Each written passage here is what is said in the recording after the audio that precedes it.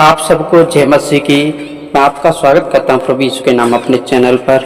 देखिए आज हम इस वीडियो में क्या जानेंगे। आज हम इस वीडियो में जानेंगे क्या एक बुद्धिमान मनुष्य भी पाप में गिर सकता है क्या नहीं। एक बुद्धिमान मनुष्य के बारे में जानेंगे बाइबल के अनुसार, परमेश्वर के वचनों के अनुसार। देखिए आप और हम क्या देखते हैं हिंदी बाइबल में, राजा सुलेमान के बारे में आपने सुना होगा कि परमेश्वर ने राजा सुलेमान ने को बुद्धि का वरदान दिया था। आप सुलेमान ने देखिए बाइबल की 3 बहुत ही सुंदर बुक लिखी। आपको पता है परमेश्वर सुलेमान ने ऐसे ऐसे नीति वचन बताए हैं जिनको पढ़कर हमें स्वयं बुद्धि मिलती है और हमें स्वयं परमेश्वर का भय हमारे अंदर आ सकता है। ऐसे ऐसे वचन कहा पर सुलेमान ने स्वयं मुँह से कहा कि परमेश्वर का भय मानो, स्त्रियों से दूर रहो। सब कुछ बातें सुलेमान ने कही थी। परंतु हम क्या देखते हैं, जिसको परमेश्वर ने बुद्धि का वरदान दिया था, जिसको परमेश्वर ने ज्ञान और समझ दी थी, धन संपत्ति दी थी, जिसने बाइबल की 3 बुकें लिखी, किताबें लिखी, जो कि बहुत ही सुंदर, बहुत ही अच्छे अच्छे वचन सुलेमान ने लिखे। जो बुकें बहुत अच्छी हैं, आपने हमने पढ़ी हैं। नीति वचन की बुक कितनी अच्छी है, सपोदेशक की कितनी अच्छी है। परंतु हम देखते हैं जो बातें सुलेमान ने लिखी थी वो बातें सुलेमान स्वयं के जीवन में पूरी नहीं कर पाए। अंत के समय में हम देखते हैं राजा सुलेमान स्वयं पाप में गिर गए थे। बूढ़े होने के बाद वो स्वयं स्त्रियों के पाप में गिर गए थे। जो आज्ञा परमेश्वर ने दी थी उसके अनुसार सुलेमान ने स्वयं काम नहीं किया। देखिए क्या हुआ था, सुलेमान को परमेश्वर ने कहा था, आज्ञा थी, सुलेमान ने हमको भी बताई है क्योंकि उन्होंने बुक किताबों में बताया है कि हमें किसी अन्य स्त्री की ओर नहीं फिरना है या अन्य स्त्रियों से विवाह नहीं करना है। परंतु राजा सुलेमान को हम देखते हैं वो स्वयं ही अन्य जाति स्त्रियों के पाप में गिर गए थे, अन्य जाति स्त्रियों की ओर फिर गए थे। अन्य जाति स्त्रियों से विवाह करने के बाद उनकी देवताओं की आराधना करने लगे थे। परंतु परमेश्वर ने कहा था कि वे उन जातियों की थी जिनके विषय में यहोवा ने इस्राएलियों से कहा था तुम उनके मध्य में न जाना और न वे तुम्हारे मध्य में आने पाए। वे तुम्हारे मन अपने देवताओं की ओर निसंदेह फिरेंगी। उन्हीं की प्रीति में देखिए सुलेमान भी लिप्त हो गया। परमेश्वर ने कहा था कि अन्य जाति स्त्रियों से ना तो तुम प्रीति रखना, न उनके रास्ते में जाना, न उनसे शादी विवाह करना। परंतु सुलेमान ने परमेश्वर की आज्ञा नहीं मानी। सुलेमान ने देखिए सब कुछ सुलेमान के पास था, बुद्धि समझ थी, सुलेमान ने स्वयं हमको सिखाया है। परंतु सुलेमान को हम देखते हैं अंतिम समय में बूढ़े होने के बाद सुलेमान स्वयं पाप में गिर गए थे। अन्य स्त्रियों से विवाह के कारण अन्य स्त्रियों ने उसका मन अपनी देवताओं की ओर फेर लिया था। देखिए हम सुलेमान के जीवन से क्या देखते हैं, क्या सुलेमान स्वर्ग में गया होगा? आप बताइए। जब वो अंत के समय में पाप में गिर गया तो क्या सुलेमान स्वर्ग में जा सकता है? क्या परमेश्वर उसने जो 3 बुकें लिखी थी, सुंदर वचन सुनाए लोगों को और परमेश्वर के भय माना अपने जीवन भर, और देखिए वो बुढ़ापे में जाकर पाप में गिर गया, तो आप सोच के देखिए कि वो स्वर्ग में जा सकते हैं? नहीं जाएंगे। क्योंकि परमेश्वर के वचन में हम देखते हैं यीशु मसीह ने, देखिए यीशु मसीह ने स्वयं लोगों से कहा था। अब मत्ती अध्याय 25 में देखेंगे तो वहाँ पर प्रभु यीशु ने कहा, हे प्रभु कहने वाले हर स्वर्ग के राज में प्रवेश नहीं करेंगे। जो कोई मेरे स्वर्गीय पिता की इच्छा पर चलता वही स्वर्ग के राज में प्रवेश करेगा, वही स्वर्ग में जा सकता है। परंतु ये लोगों ने कहा था, हे प्रभु हमने तो तेरे नाम से बड़े बड़े अचंभे के काम किए, भविष्यवाणियाँ की, बड़ा बड़ा अच्छा काम किया, अद्भुत काम किए, दुष्ट आत्माओं को निकाला, बीमारों को चंगाई नहीं। परंतु यीशु मसीह उनसे कह देगा कि मैं तुम्हें नहीं जानता, इसलिए तुम अधोलोक में उस नरक में चले जाओ। मैं तुम्हें नहीं जानता, तुमने जो भी किया हो। परंतु यीशु मसीह ने साफ कहा कि मैं तुम्हें नहीं जानता।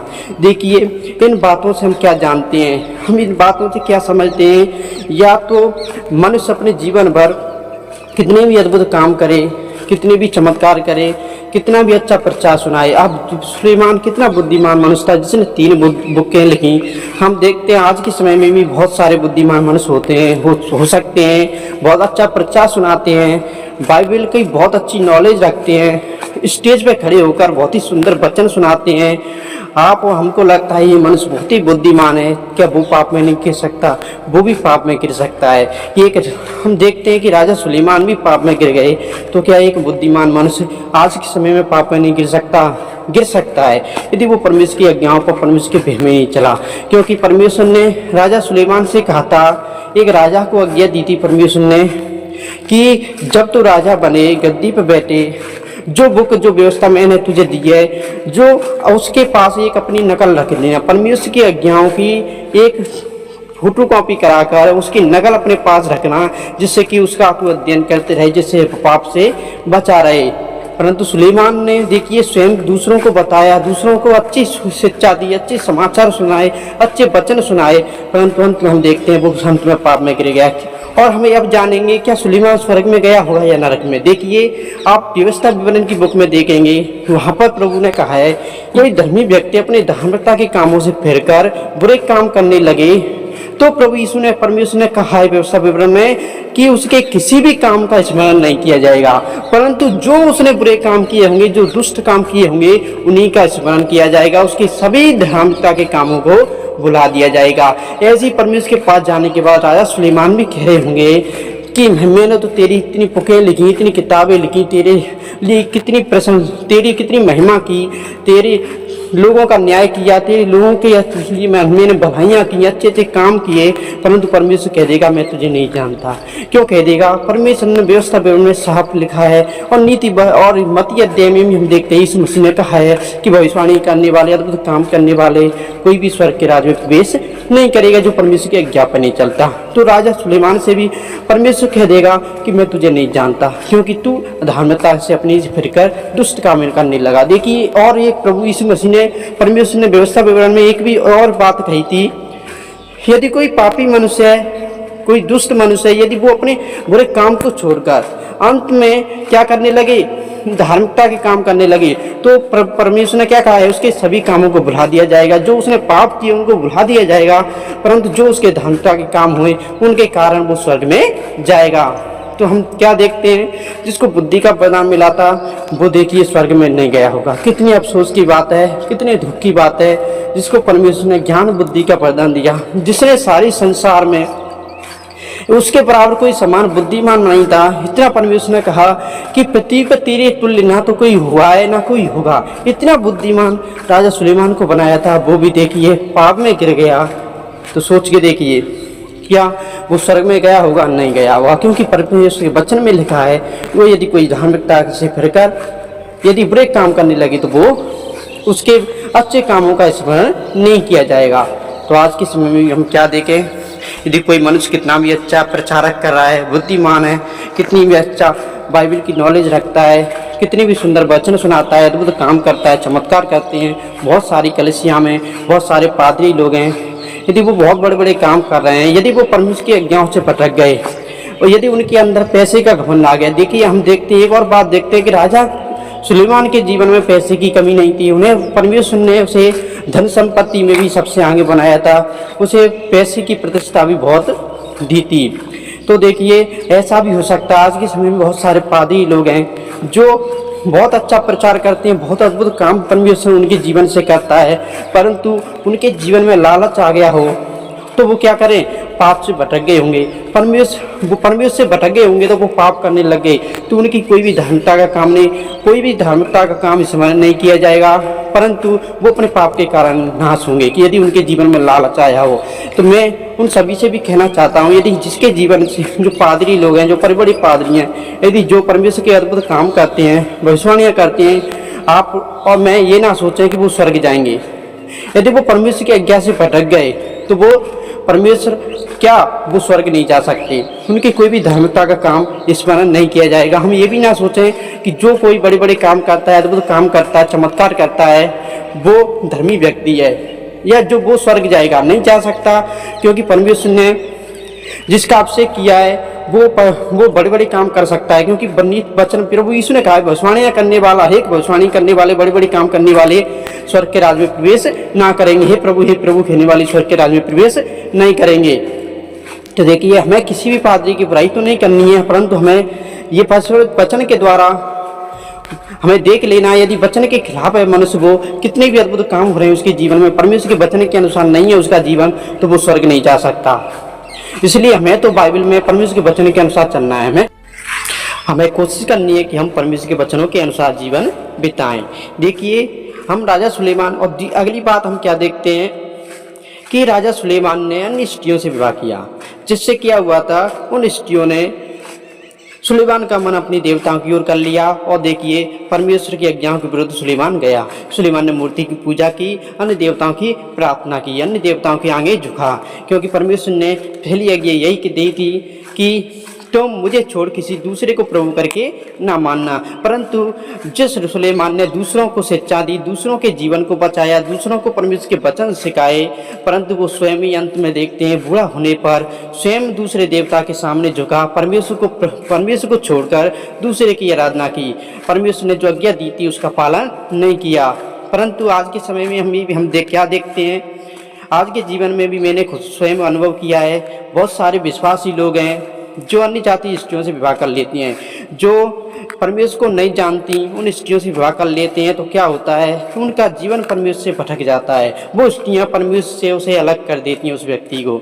आज के जीवन में हम क्या देखते हैं, बहुत सारे विश्वासी हैं, मसीह भाई हैं, मसीह बहनें हैं, वो ऐसे मनुष्यों से विवाह कर लेती हैं जो यीशु मसीह को जानता नहीं, जो परमेश्वर के वचन को नहीं जानता है, परमेश्वर का ज्ञान नहीं रखता है।